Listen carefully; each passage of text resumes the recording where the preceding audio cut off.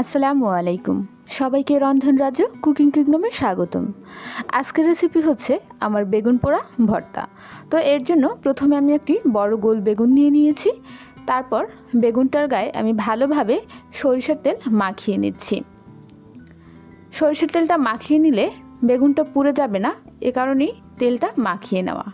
আপনারা এটা খুব ভালোভাবে পুরো বেগুনের সব গায়ে সমানভাবে মাখিয়ে নেবেন। এরপর আপনারা একটা চুলায় এভাবে বেগুনটা বসিয়ে দিবেন। আপনারা চাইলে অন্যভাবে বেগুনটা পুড়িয়ে নিতে পারেন, উপরে কড়াই দিয়ে তার উপরেও বেগুনটা পুড়িয়ে নিতে পারেন। যদি সরাসরি এভাবে পোড়ানো হয় তাহলে বেগুনের স্বাদটা বা বেগুন ভর্তার স্বাদটা অনেকটাই বেড়ে যায়, যার কারণে এভাবে পোড়ানো। আপনারা একটু সময় নিয়ে এটাকে পোড়াবেন।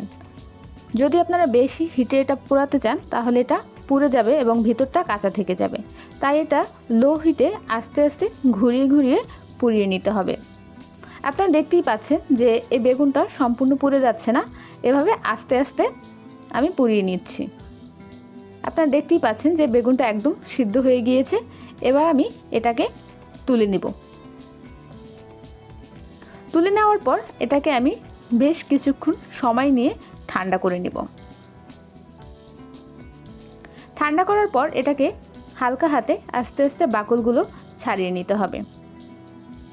অনেকে এই বাকলের সাথে সাথেও ভর্তাটা বানিয়ে থাকে, তাহলে পোড়াটা একটু বেশি গন্ধ লাগে। আপনারা চাইলে বাকলটা খুব সুন্দর করে ছাড়িয়ে তারপর এই ভর্তাটা বানিয়ে নেবেন। এটা একটা ট্র্যাডিশনাল ভর্তা, আপনারা চাইলে খুব সহজেই বানিয়ে নিতে পারবেন।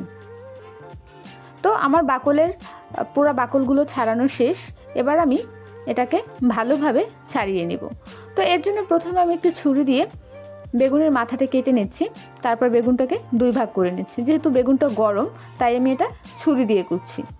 পুরোপুরি ঠান্ডা হলে হাত দিয়ে কাজটা করব।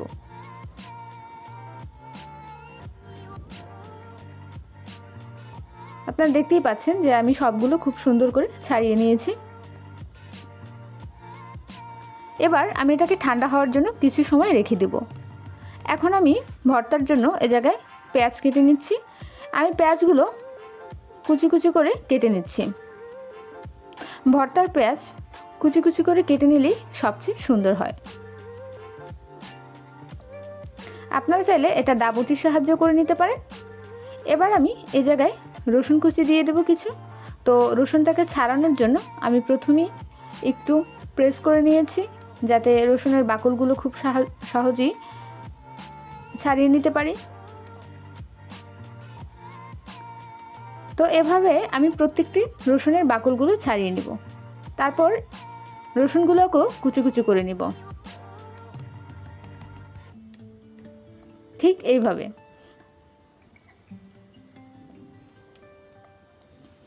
এবার আমি এ জায়গায় ধনিয়া পাতা কুচি কুচি করে নিচ্ছি। এ জায়গায় আপনাদের একটা মজার ট্রিক্স বলি।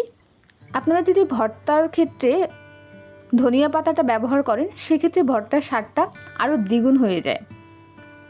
এবার আমি একটি কড়াইয়ে সরিষার তেল দিয়ে দিচ্ছি 2 টেবিল চামচ পরিমাণ।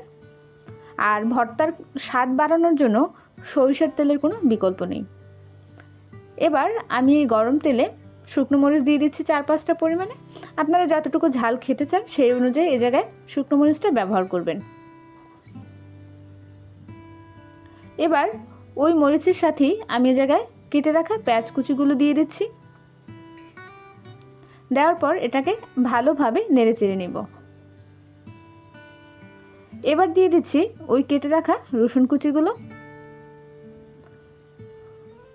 এখন সবগুলো উপকরণ ভালোভাবে 4-5 মিনিট সময় নিয়ে ভেজে নিতে হবে।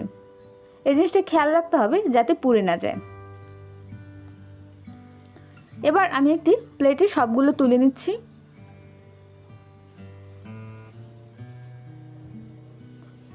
তুলে নেওয়ার পর আমি এই জায়গায় পরিমাণ মতো লবণ দিয়ে দিচ্ছি। আমার এই জায়গায় পরিমাণ মতো 1 চা চামচ লবণের প্রয়োজন, সেই অনুযায়ী আমি এই জায়গায় 1 চা চামচ পরিমাণ লবণ দিয়ে নিয়েছি। নেওয়ার পর লবণের সাথে সবগুলো উপকরণ ভালোভাবে মিশিয়ে নিচ্ছি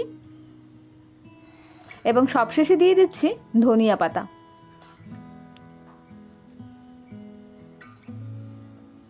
আপনারা যদি বেগুন ভর্তা না খেতে চান, আপনারা কিন্তু এভাবেও সুন্দর একটা ভর্তা বানিয়ে নিতে পারেন। এবার দিয়ে দিচ্ছি বেগুনগুলো, যে বেগুনগুলো আমি পুড়িয়ে নিয়েছিলাম।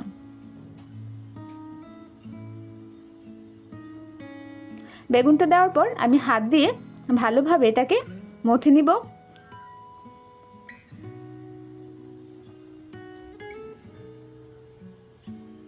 আপনারা দেখতেই পাচ্ছেন যে আমার বেগুন ভর্তা হয়ে গিয়েছে।